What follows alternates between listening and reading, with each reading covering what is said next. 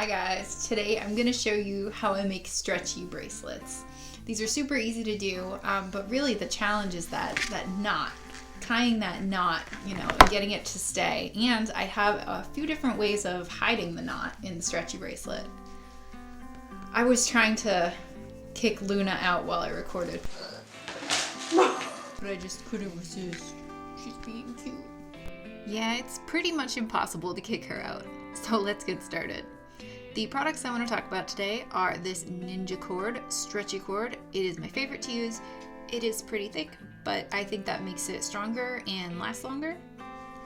And next is this E6000 glue, which is a little toxic, so you may want to use it in a well-ventilated space. Open the window after using. And I'm just going to start setting up my bracelet on this bracelet board. You don't necessarily need one, just some way to measure your length. So the way that I like to measure the length, I might grab a bracelet that I already like the length of it. So yeah, this is another stretchy bracelet that I have, and I'm just going to lay it out along the board to measure how long it is. So yeah, I'm rolling it out, and it looks like the length is just past the 4 here, so that's something you might try. Another way to measure is to use a piece of string. So I grab this embroidery floss, and I'm just going to wrap it around my wrist to see the length of my wrist. Now this method might be a little bit tighter because I'm more like measuring the exact size of my wrist, but you might actually want your stretchy bracelet to be a little bit looser just to be comfortable, but it'll still give you a good idea of your wrist length. So I wrapped it around my wrist, and now I will cut it, and then I'll lay it out on the board to see how long it is. Or you could lay it out against a ruler, some other measuring thing that you have. And you see it came just between the 3 and the 4, so it is a little shorter than the other one. Now I'm gonna use, oh my gosh, I bought these letter beads a while ago. I haven't used letter beads since I was like 8 years old, and I was excited to try it. And then the other beads, I have a bunch of cheaper beads. I think I got these from Michael's. They're not super even or perfect, but they're a little bit bigger, and I think they're pretty colors, so they're nice to string together. Good for a stretchy bracelet.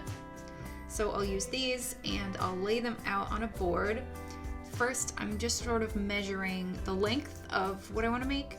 For this one, I ended up not really laying out everything on the board because I just wanted to sort of line up my name and see how much space it took while I was like designing the bracelet in my head.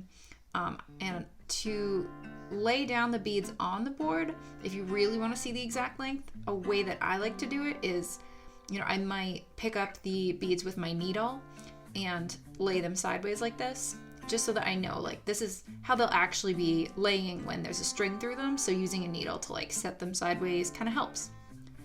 And so that gave me an idea of how long the name was, and I was thinking about doing some other kind of pattern, but I decided to keep it simple. I'll just make the rest of the bracelet turquoise. So instead of laying out the rest of the beads, I just went ahead and cut my string. I made sure to leave plenty of extra room on the string so that you'll be able to tie a good knot. And I'm just stringing all of my beads onto the string.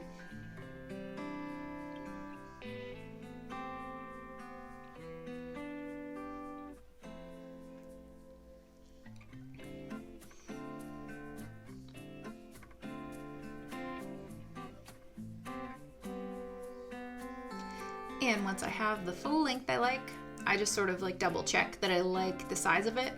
I'm like holding it while testing it on my wrist. It's just loose enough. I like that size. All right, now I will show you how to do the knot. The knot of knots. This is what we're gonna do. Very simple knot. I really do a simple one. I just went over, under, very simple. And then I'm gonna do that exact same thing again. Very, very simple. This is sort of my basic go-to knot that I always tie. But just to be absolutely sure that we all know what knot I'm doing, it's called the granny knot. I looked online to find out what it was called just so that I could be sure I'm telling you the right thing. I tried the square knot, and for some reason it didn't hold as well. So I do it this way. It's just you tie the same way twice. Maybe you can look it up online. I've also tried the surgeon's knot, which adds an extra twist, and I didn't like that one because it was too bulky. It does tie tight, but it's too bulky.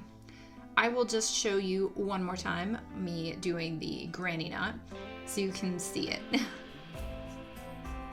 Maybe it seems a bit silly, but you know, there are other ways to tie knots, and I feel like I've looked up, oh, I could try a more complicated knot to make sure it's tight, but I didn't like them.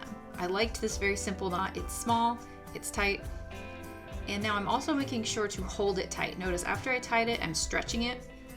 I'm pulling it very tight because that sort of helps it set, I think. Now I'm inspecting the knot. I'm looking at it, making sure it doesn't unravel on me. Sometimes if it's a bad day, they'll just unravel right away. All right, and now to really secure the knot, I've got my paper towel and my toothpick. They are to help me put on the glue. And you'll see this glue is finicky. It starts falling right out the instant I take the cap off, because it just does. See, I came prepared. Put the cap back on very quickly. Yeah, because the amount that comes out is always just a little bit too much for me. So I always am ready to put it on the paper towel. Then I'm just gonna sort of separate the beads so that I can get to that knot. I'm trying to pick up a smaller amount of glue with that toothpick so that I can apply it to the knot.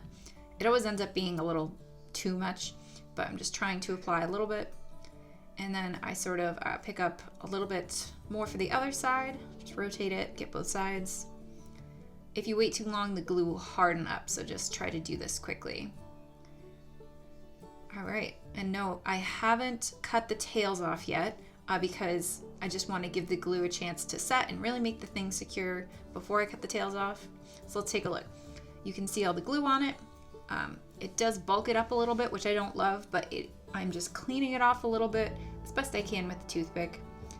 All right, and now I'm cutting the little tails off, and I like to use these clippers because I can see exactly where I'm cutting. I don't want to cut the tails too short because even with glue, the knot could still unravel if your tails are too short. They still should have a little bit of length to them. And if you try to cut too close, you could accidentally cut the knot itself. But in general, yeah, that's pretty much it. That's the knot. It is pretty secure, and now I am squishing the two beads around it.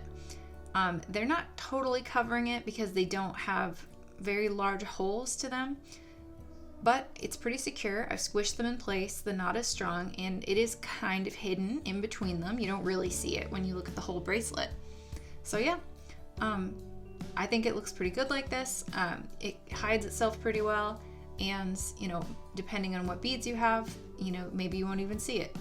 For example, this is a different kind of bracelet I made with larger holes. See how that can hide the knot? It's funny, this was actually my original footage for this video, but I scrapped it because of all the cat hair in the background. Gosh, I wonder where that came from. Here is another thing you can do though. So this is another bracelet I made. The knot is all glued and cut. And what I'm gonna do for this knot is I'm gonna cover it with a crimp cover. I love doing this. It looks so neat and clean. Just put that crimp cover right over that gluey knot, and then you can close it very neatly with some pliers. It looks so nice like this. It covers the knot entirely. I usually close a crimp cover a few different angles there. Look at that. You wouldn't even know there was a knot there.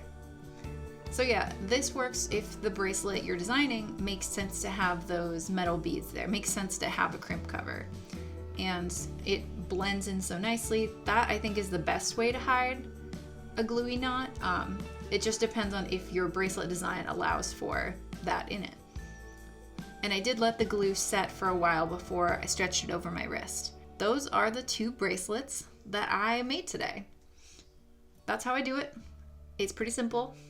You tie a knot, it's a granny knot. Look it up if you need to. Apply some glue, you know, let it set. Open your windows, because that glue is noxious. And you might not need glue, but that is my preference. It's my method. I've been making these for a while and they don't explode on me. They stay strong. So yeah, I hope you guys liked this and learned a little something.